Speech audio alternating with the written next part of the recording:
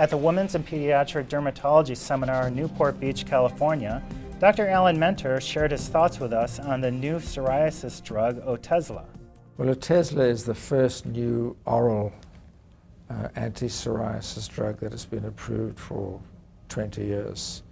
Methotrexate was approved back in 1971, and then acitretin, and then cyclosporine. So it's nice to have a small molecule oral drug for psoriasis.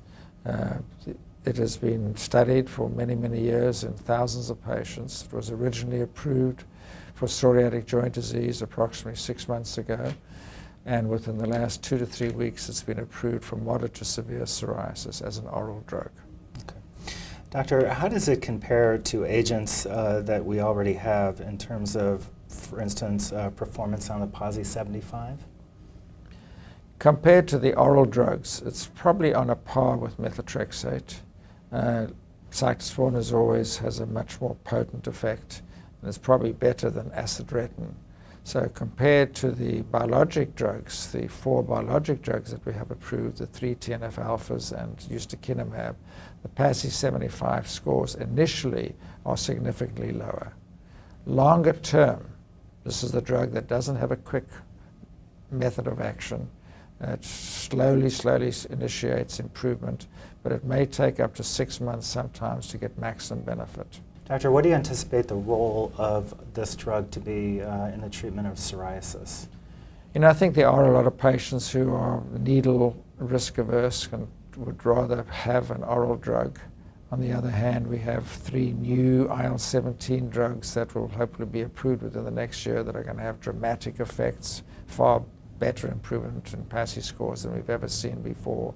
So I think where this drug is going to have a role is possibly patients who are risk averse to needles, patients who have contraindications, say, to TNF-alpha agents like have MS, etc., patients who have side effects from these drugs and want a drug that has minimal to no long-term side effects except for the significant incidence of diarrhea within the first few weeks of initiating the drug. In clinical trial data that has been released, phase 2, phase 3 data, the incidence is approximately 17%.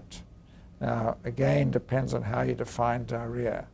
I think people will have to be very cautious in explaining to patients that a significant number of patients, possibly more than 17%, may develop different grades of diarrhea early on and treat it appropriately, and help the patients to get through that first couple of months with the diarrhea to hopefully allow them to maintain their treatment with Otezla, because the diarrhea definitely does vanish with time.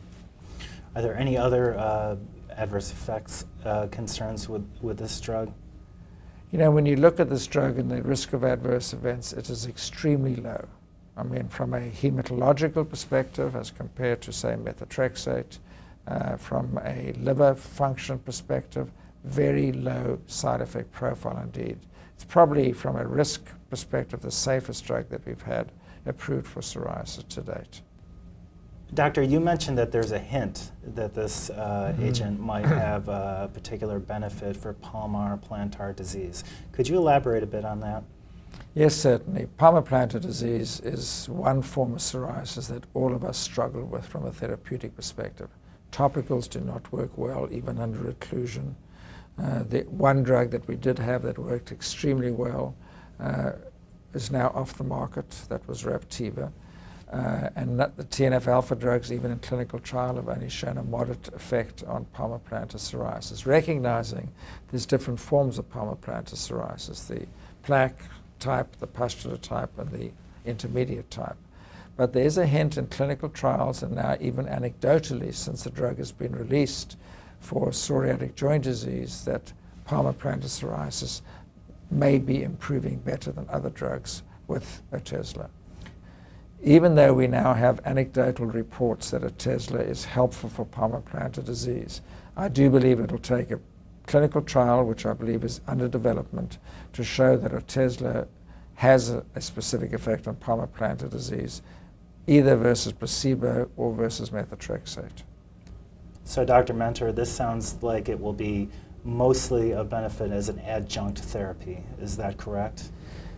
You know, I do believe when pharmacogenomics comes to play, where we can actually predict responses, that there will be a role for this drug as monotherapy.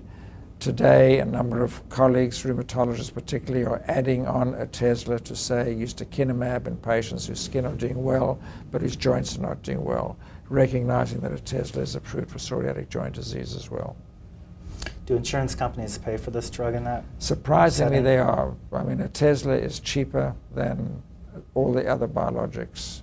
It's significantly cheaper. So they seem to be, at this stage, they have not appeared to balk at us using this as adjunctive therapy. That may change in the future.